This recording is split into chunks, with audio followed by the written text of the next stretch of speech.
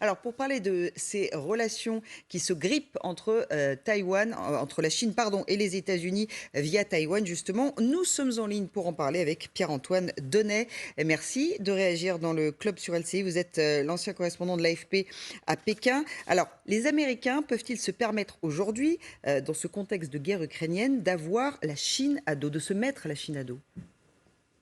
Bah, écoutez, oui, pour une bonne raison, c'est que, Taïwan, sur le plan, géostratégique, est un verrou crucial pour la présence américaine dans cette région.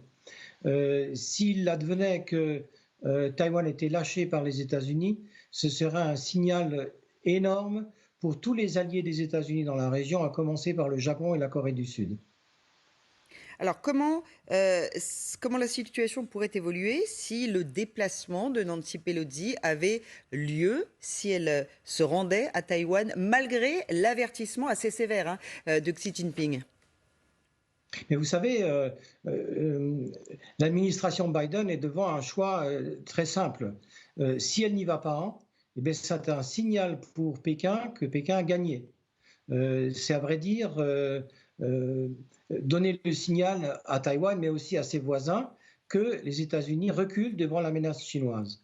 Si Nancy Pelosi y va, que va-t-il se passer?